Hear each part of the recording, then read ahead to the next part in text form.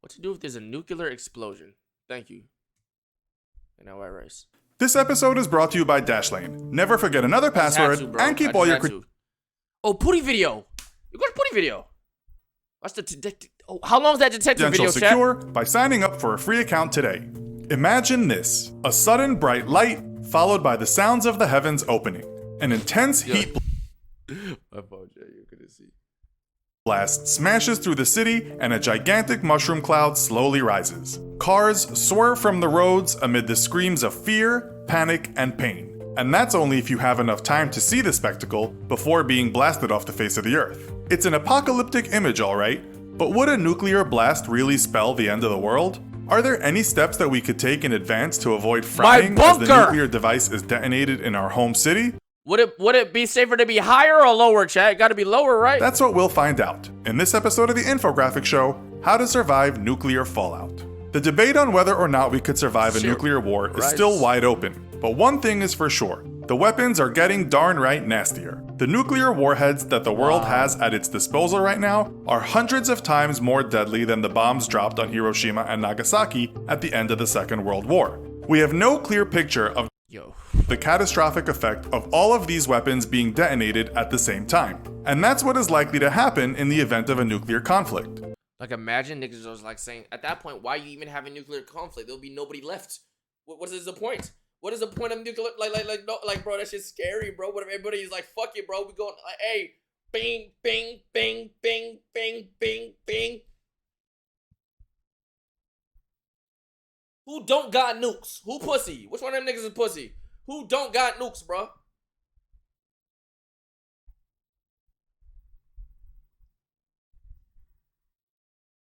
You? Canada? Canada don't got nukes? Wait. Canada don't got, of course, Canada gotta have nukes. Africa, West Side. Your home country. Every third world country. Canada gotta have nukes. No, they don't. Who got the most nukes?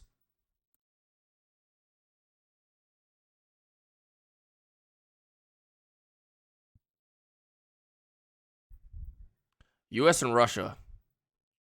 Bro. Who won in a 1v1? US or Russia? Like we said fuck it. No jumping. Head to head, no jumping. Just me and you. Mano y mano. Mind you, like in a war, like a real war. We losing? What's up, Juke? Are we actually losing? Are we actually losing? Jakey. Russia, them niggas not gonna lie. We winning, bro. I ain't gonna lie. One thing that's for sure is that those who are able to survive a massive nuclear attack would be those who have mentally and logistically prepared for such an event. So grab a pencil and a notebook and jot down how to best survive should this tragic event ever occur. When the blast happens, you want to be indoors, or preferably in the depths of a nuclear fallout bunker for at least 48 hours. What did I tell y'all niggas? Think fucking ahead, chat. Stop thinking inside the box. No pun intended. Think outside the box sometimes. But in reality, it will only be the president, the very rich, and the political elite who will be safely tucked away underground. You can fully supply your premises to make sure you won't be having to pop out to the shops for a loaf of bread during that critical 48-hour fallout period. 48. Be smart by supplying your home. Very rich, yup. No. You forgot to mention the very prepared. You don't have to be rich to have a nuclear bunker, chat. It's a very prepared. With lots of canned food. A good supply of fresh bottled... What type of canned food should we cook up, chat? Do they got canned Chipotle? What type of canned was we talking? Tuna's compe. But I can't just eat tuna. I need tuna with mayonnaise. Mayonnaise expires in like 6 months.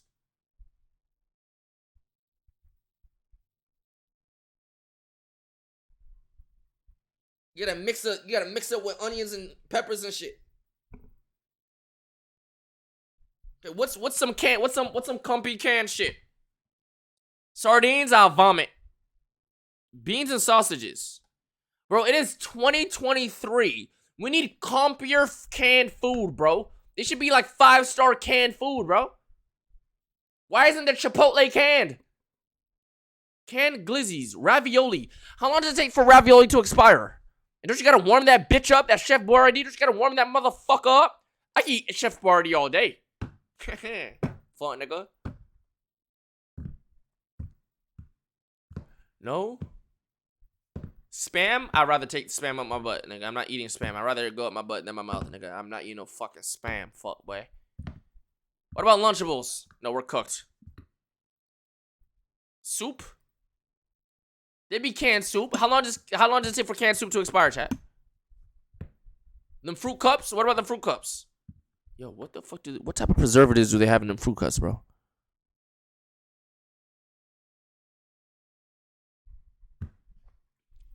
What do you think is the best tasting canned food that you take in a nuclear bunker?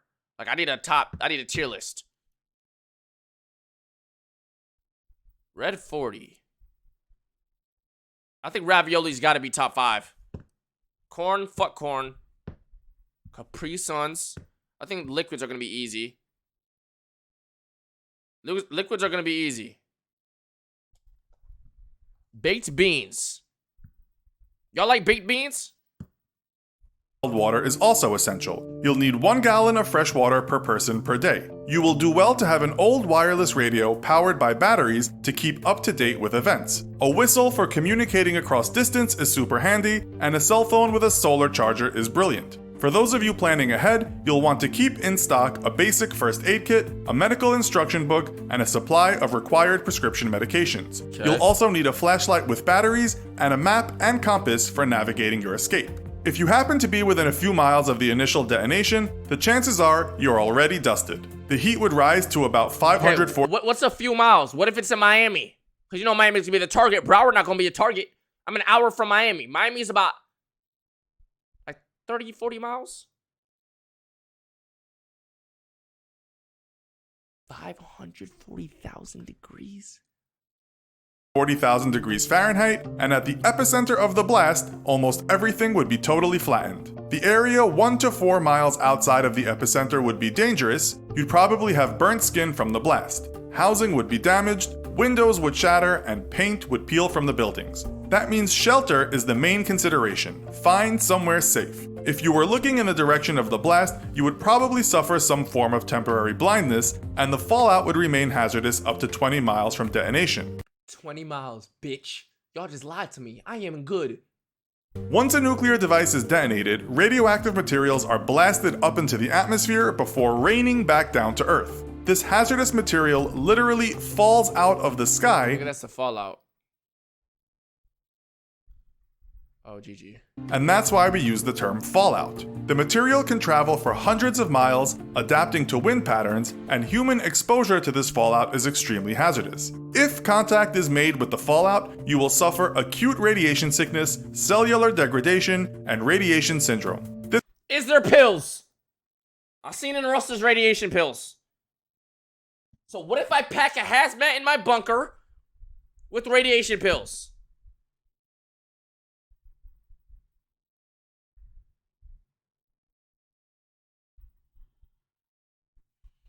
This could kill you up to 30 days after initial exposure. Jesus. Fallout does, however, decay. What about the dogs? At night, so areas that are contaminated by day may be safer to patrol at night. If you survived the blast and have taken cover during the day, your goal is to do whatever scavenging that may be required at night while hatching. Scavenging for what? All that shit is contaminated. An escape plan. But first up, you will need to evaluate the extent of your immediate danger. A literal rule of thumb comes into play here. Find a position where you can observe that mushroom cloud of doom. Hold out your arm and extend your thumb. Close one eye and compare the size of your thumb to the size of the mushroom cloud. If that mushroom cloud is bigger than your thumb, then you are in the radiation zone and you have 15 minutes to escape. How the fuck would you notice? So you tested it? You did it before? You sent test subjects? How do they notice? How do you notice with the thumb? If, however, the cloud is smaller than your thumb, then you should be in a safe zone, but you will probably want to be heading away from the cloud if it is safe to do so. The more distance you can put between— Yo, go outside after the nuke and put your thumb and see how big it is. Nigga, you're dead, buddy. Like, yourself and the fallout, the better for your health. But remember to stay under cover for those first 48 hours. That's W maths, chat. That's W maths. Areas such as office basements are safer than a first floor building. The heavier and denser the exterior of your shelter, the better. So you're looking for thick walls built from concrete or bricks. The greatest threat from fallout is during the first 48 hours and then the next 2 weeks. After this initial period, the fallout will lose its toxicity quite rapidly. You think I'm gonna have Wi-Fi cellular connection? Listen, hear me out. If they nuke Miami, right?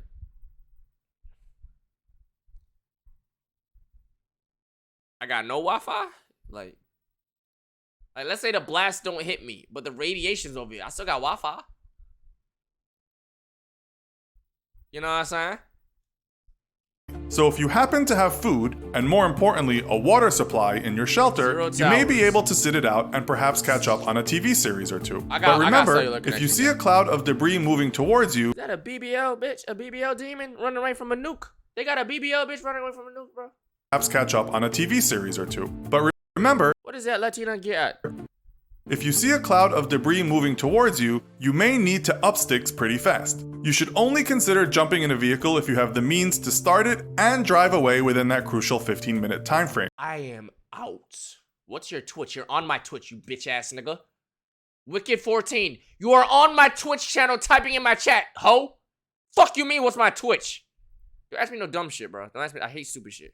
Once you've established a base, you will need to get Why are you showing the Latina get in the shower, bro? clean. Failure to clean away all that radioactive material could result in deadly levels of radiation on the skin. If you are with a group, instruct everyone who was exposed to remove their clothing, put the radioactive garments in a plastic bag, tie the end, and place it as far away as possible. Use running water. Nigga, I'm be following all these steps. I'm watching a YouTube video just like these, chat. You know when you trying to build something, you're looking at the instructions on YouTube. I'll be doing it just like this. All right, we gotta put it in the bag, gang. But take the clothes off. They said in the YouTube video, put it in the bag and shit. Just like those, bro. Wash the body with lots of soap and water.